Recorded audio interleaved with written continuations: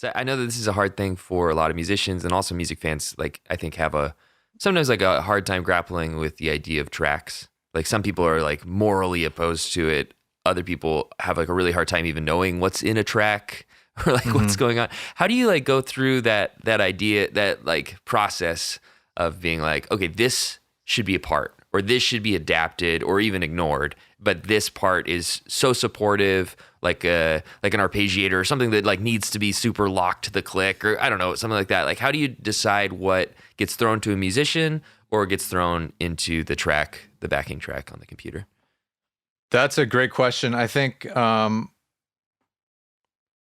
I mean, there's even some instances where like things will sort of be coming from both. Yeah.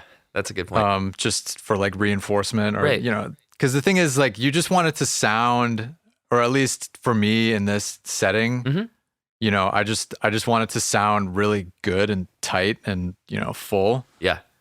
I guess the biggest challenge for us is Jon does a lot of falsetto vocals, and you know those tend to be pretty low volume coming into a microphone, and this microphone is also on a stage with an actual drum set. You know, sometimes only like 5 feet behind him.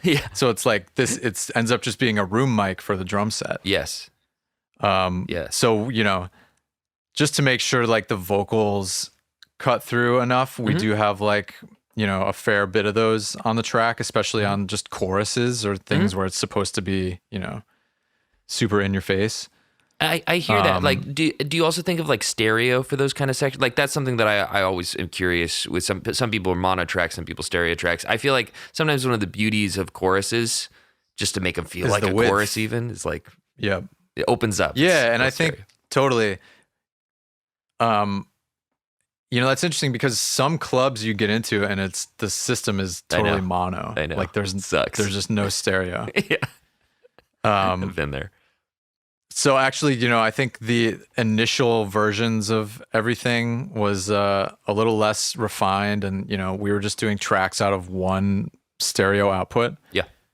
But now we do it where we have like a stereo pair of vocals, a stereo pair of track, which is just everything else. Yeah. And then a mono bass track. Cool. And then if there's any like stereo information that's in the bass of the song, I'll just kind of like filter mid-side that so that it's just like the sides are going into the tracks channels. Got it. Yeah.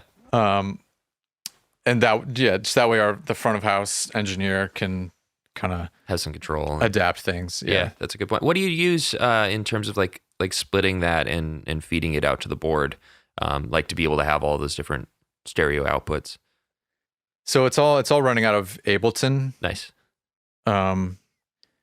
And you know, every song is a little bit different in terms of like what's within the Ableton session that I have access to be able to turn up and down. Sometimes it's like, you know, we're in the tech rehearsal before the tour and it's like I'm literally sitting there printing out just what should be in the track, and it just comes out, you know, as a 2-track. For sure.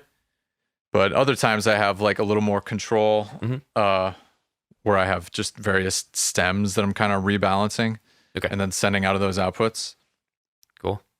Very cool. And then the actual like hardware that you use, like coming out of Ableton on a computer, obviously coming out of Ableton and then sending it out to the board. Do you have like a audio interface or something like that? So we use this thing. It's called the iConnectivity. Nice. What's the name of it? It's sort of like specifically built for you know, doing live stuff because it has a redundant USB input.